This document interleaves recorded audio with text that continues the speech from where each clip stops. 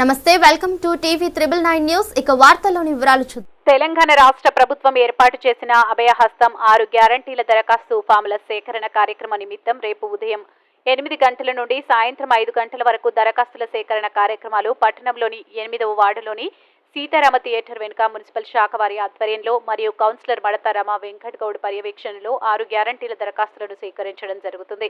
కావున 8వ వార్డు ప్రజలందరూ ఈ యొక్క కార్యక్రమంలో పాల్గొని అభయహస్తం 6 గ్యారంటీల దరఖాస్తుల స్వీకరణ కార్యక్రమాన్ని వినియోగించుకొని విజయవంతం చేయాల్సిందిగా మీ వార్డు కౌన్సిలర్ మడత రమ వెంకట్ గౌడ్ అన్నారు. తెలంగాణ రాష్ట్ర ప్రభుత్వం ప్రవేశపెట్టినటువంటి అభయహస్తం ప్రజాపాలన కార్యక్రమంలో భాగంగా ఈరోజు 8వ వార్డులో జరుగుతున్నటువంటి కార్యక్రమంలో మేము పార్టిసిపేట్ చేయడం జరిగింది.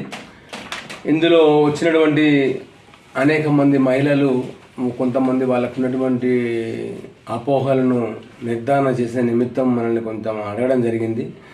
వారికి మహాలక్ష్మి పథకం కావచ్చు, రైతు భరోసా, ఇందిరమ్మ ఇండ్లు, గృహజ్యోతి, చేయూత పథకాలు ఏవైతే ఉన్నాయో, మహాలక్ష్మి పథకం కింద 2500 ఆర్థిక సాయం పొందడం కోసం ప్రవేశపెట్టినటువంటి ఈ రేషన్ కార్డులు ఏదైతే ఉండాలో తెల్ల రేషన్ కార్డులు వాళ్ళకు గతంలో ఉన్నటువంటి వాళ్ళకు వర్తిస్తుందని చెప్పారు. కానీ ఏదైతే ఆధార్ కార్డు లింక్ చేసిన తర్వాత ఈ ఆధార్ కార్డు ద్వారా వాళ్ళకు ఉన్నటువంటి ఆర్థిక వివరాలు, ఇల్లు ఉంటే ఇల్లు ఎంత వైశాల్యంలో ఉంది, ఒకవేళ నిజంగా వాళ్ళు ఎప్పుడన్నా ఇప్పుడు చాలామంది ట్యాక్సీ డ్రైవర్లు ఈ ట్యాక్సీ కట్టలేక ఈ 3 నెలలకు ఒకసారి ట్యాక్సీ కట్టేది ఉంటుంది కాబట్టి అది కట్టలేక వైట్ నెంబర్ మీద ట్యాక్సీ నడుపుతున్న వాళ్ళు కూడా చాలామంది ఉండే. మరి పాపం వాళ్ళందరూ నిజానికి అయితే వృత్తిపరంగా మాత్రం ట్యాక్సీ డ్రైవర్స్ కానీ ట్యాక్సీ నడుపుకుంటూ జీవనం గడుపుతున్న వాళ్ళు ఉన్నారు కాబట్టి అలాంటి వాళ్ళ కోసం కూడా పనిలోకి తీసుకోవాలని చెప్పేసి వాళ్ళు కొంతమంది మనకు చెప్పడం జరిగింది. అదేవిధంగా ఎవరైతే ఇప్పుడు గ్యాస్ సిలిండర్ కావచ్చు, తర్వాత ఇట్లా రకరకాలుగా ఉన్నటువంటి ఏవైతే ఉన్నాయో ప్రతి ఒక్కరికి వస్తుందా అని అంటే రేషన్ కార్డు కనుక వైట్ రేషన్ కార్డు ఉన్న వాళ్ళకు ప్రతి ఒక్కరికి గ్యాస్ వర్తిస్తుంది. అదేవిధంగా 18 సంవత్సరాల నిండిన మహిళలందరికీ కూడా 2500 రూపాయలు వస్తాయని చెప్పేసి చెప్పుకుంటూ వస్తున్నారు. ఇందాక డిప్యూటీ కలెక్టర్ గారు కూడా రావడం జరిగింది. వారిని కూడా కలిసాము. వారు కూడా ప్రభుత్వం ఏదైతే ప్రవేశపెట్టిన 6 గ్యారంటీల పథకాల అమలు విషయంలో చిత్తశుద్ధితో ఉందని చెప్పడం జరిగింది. వారు చెప్పినటువంటి విషయాల మీద ముందైతే అప్లికేషన్లు తీసుకున్న తర్వాత చాలామందికి ఇంకో డౌట్ ఉండే, ఏదైతే బ్యాంకు అకౌంట్లు అడగకుండా ఏ విధంగా వస్తాయి, మళ్ళీ దానికి అడుగుతారా అని చెప్పేసి అన్న దానికి కూడా మేము అధికారులను అడగడం జరిగింది. వారు కూడా ఏదైతే మనం గతంలో లబ్ధి పొందుతున్నటువంటి పథకాలు ఏవైతే ఉన్నాయో వాటి కింద ఆధార్ కార్డు లింక్ చేసినప్పుడు ఆ కార్డు కింద బ్యాంక్ అకౌంట్ ఉంటుంది కాబట్టి దాదాపు ఎవరికి కూడా బ్యాంక్ అకౌంట్ ఉన్నప్పుడు ఆ బ్యాంక్ అకౌంట్కు ఆధార్ కార్డు లింక్ చేయబడి ఉంది.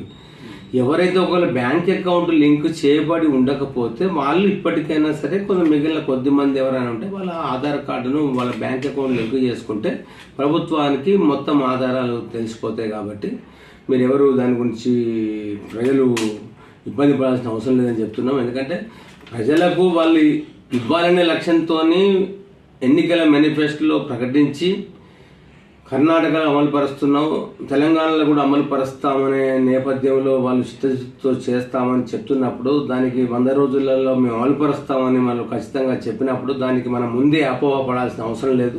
100 రోజులు దాటిన తర్వాత మనం దాని గురించి నిర్ధారణ చేసుకొని అప్పుడు ఏం చేయాలి, ప్రజల తరఫున ఏ విధంగా నిలబడాలనేది ఆలోచించాలి తప్పించేసి ప్రతిదాన్ని మనం రాజకీయంగా తీసుకోవాల్సిన అవసరం లేదని మేము భావిస్తున్నాం.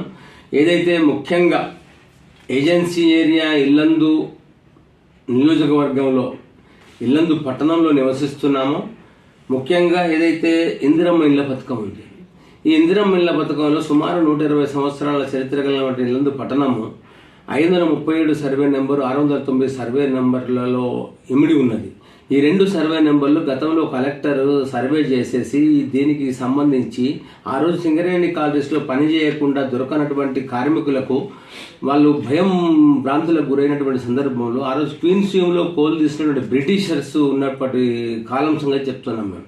వాళ్ళు అప్పుడు ఉన్నప్పుడు బొగ్గు తీయాలంటేనే భయపడే స్థితిలో ఉన్నటువంటి కార్మికులు వాళ్లకు అందుబాటులో ఉంచి రొట్టె, గుడ్డు, మందు కూడా ఇచ్చేటువంటి సందర్భాల్లో ఉండేది. అప్పుడు అలాంటి తరుణంలో వీళ్ళు దూరం ఉంటే అప్పుడు ఫోన్ కమ్యూనికేషన్ కానీ ఇతరత్ర ఉండనటువంటి సందర్భంగా మైన్కు చుట్టుపక్కలనే వాళ్ళకి ఇండ్లు ఇచ్చినటువంటి కార్యక్రమంలో భాగంగా వాళ్ళందరికీ ఈ 609 సర్వే నెంబర్లో సింగరేణి కాలనీస్కి ఇచ్చినటువంటి 1400 ఎకరాల భూమికి సంబంధించి ఏదైతే ఉందో దాంట్లోనే ఇండ్లు నిర్మాణం జరుపుకున్నటువంటి సందర్భం ఉంది.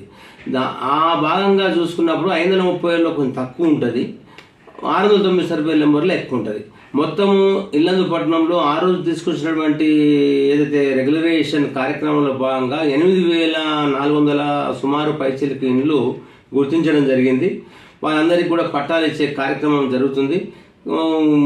ఆ రోజు మున్సిపల్ పాలకవర్గంలో 2014లో ఏర్పడిన మున్సిపల్ పాలకవర్గం తెచ్చినటువంటి ఒక చట్టంలో భాగంగా మళ్ళీ తర్వాత ఎమ్మెల్యే గారు హరిప్రియ గారు కొంత మార్పు తీసుకొచ్చేసి 76 జీవో తీసుకురావడం జరిగింది.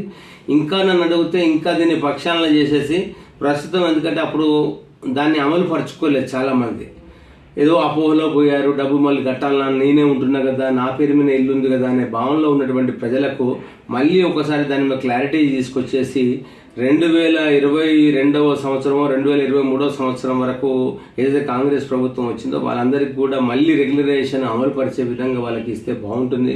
అదొకటిను. నెంబర్ 2 బస్తీ ఏదైతే 2 నెంబర్ బస్తీ ఉందో అతి పురాతనమైనది, సింగరేణి కాలనీస్ వెలువడ్డటువంటి సందర్భంగా ఈ కాలనీలో ఉన్నటువంటి చాలా ఇండ్లు మన క్రాక్స్ వచ్చేసి పెంకుటిల్లు, రేకుల ఇళ్ళు కూలిపోయే దశలో ఉన్నటువంటి సందర్భంగా వాళ్ళకి ఏదైతే ఇందిరమ్మ ఇండ్లలో వాళ్ళకి రిపేర్ చేసుకోవడానికి కూడా ఇల్లు డబ్బులు ఇస్తే బాగుంటుందనేది అందరి అభిప్రాయం వ్యక్తం చేశారు. ముఖ్యంగా ఇందిరమ్మ ఇండ్లు స్థలాలు లేని వాళ్ళ వరకు స్థలాలు ఇవ్వాలనే కనుక తలపెట్టి